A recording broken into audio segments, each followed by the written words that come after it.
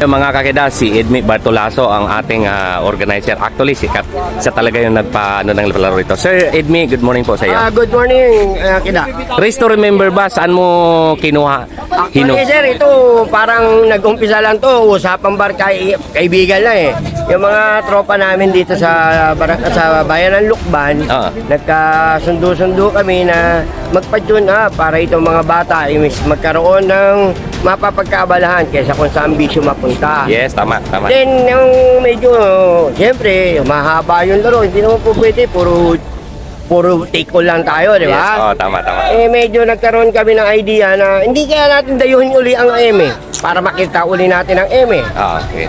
Then, nagkasundo kami na, sige, tingnan natin, hanap tayo ng mga makakatulong para may organize natin to. Okay.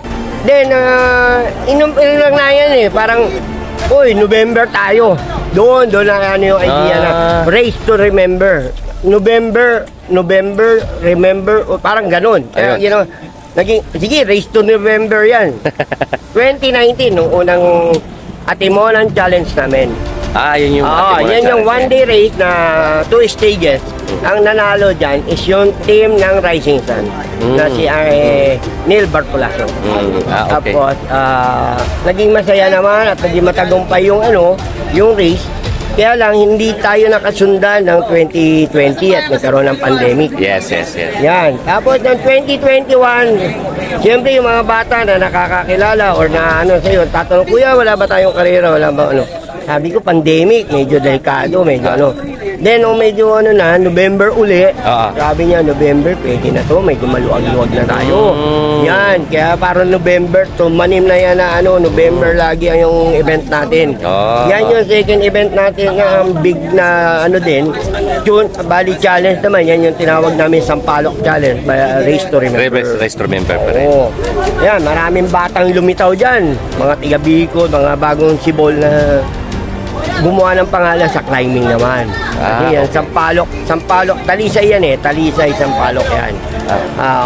Kaya yun. Pagkatapos nun, the next year, sabi ko, balikan natin ang Quezon.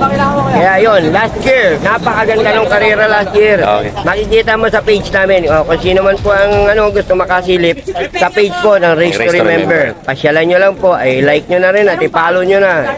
Yes, tama. Yan tayo. So, ibig sabihin pala, imbes na Race to November, naging Race to Remember. Parang nandila, naging remember na natin. Para maalala natin, may karera tayo. Kada November or end of November. So, bali pangatlong bitaw. Pangatlong bitaw. Pag pumapatak to, kasi nagkaroon kami ng isang nagkaroon tayo ng 2021, naglagay tayo ng November tune up ng Sampalok. Marami na challenge. Sabi niya, sundan niyo po ito. Sinundan namin ng February. Then nabitin talaga. Kaya tinuloy na namin ng November. Kaya November na tayo. Kaya bali pa-apat na bitaw na malalaki ito. Okay. Okay, sir. Sa mga sponsor natin, sino ba sila? Sa mga sponsor, yan. Buti na sir. Nagpapasalamat ako kay Sir Manny Rubio. Okay. Kung hindi dahil sa kanya, hindi mabubuo lahat ang karerang ito. Ang Avoid is Power. Yan ang nagbigay sa atin. Hanggang sa makilala din natin ang Sharp Philippines. Salamat sa Sharp Philippines. At nakapagbigay sila ng malaking tulong sa karerang ito na nagpupursige yung mga bata na talagang magkaroon tayo kahit kaunting incentive na cash prize. Okay. At ang PCC na nagla-live coverage sa atin, nandiyan, todo support si Sir Bong si Bong Cruz. Tapos sa ngayon, ang bago natin is ang LPGMA, si Sir Bong Bernal. Ayan, ang bago nating sponsor. Tapos nandiyan ang Pukari, nandiyan ang Black Mamba, nandiyan ang Wind Solution. Ayan, si Sir Alvin ng Wind Solution, dog trainer. Napakabuti niyan at yan ay sa mga sumusuporta sa atin. At ang bago nating sponsor, ang Royal Manila. Ang Royal Manila na sila ang nag-provide ng mga jersey na gagamitin sa podium. Kaya maraming pong salamat sa mga patuloy na tumutulong. Ang Cycle Art.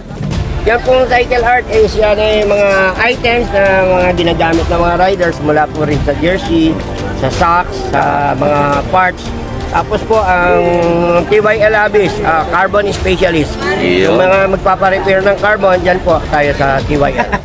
Tapos yung mga giveaway po natin mula sa Pocari, ang road tag,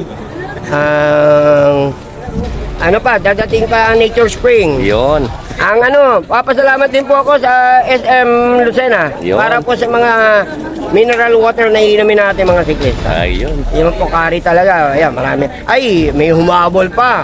Ang RC Cola. Yun, RC. Bagamat delay na talaga yung nila, pero nagpadala pa rin sila ng mga maiinom ng mga bata. Pero pag-uusapan namin mukhang next year, mukhang mag-aano sila mas malaking sponsor ang may papasok nila. Okay. At kung Nice, hindi man well. po nabanggit yung iba na nagpadala, is, ayan, makikita niyo naman po sa page yung mga nag-sponsor sa akin. Okay. Good luck. Okay, sir. Maraming salamat din sa pag-invite sa akin, sir. Masyado pa tayong abalay. Apa, sige po, sir. Maraming salamat. Okay, okay. Isa, sisok, nag-iisa rin yun.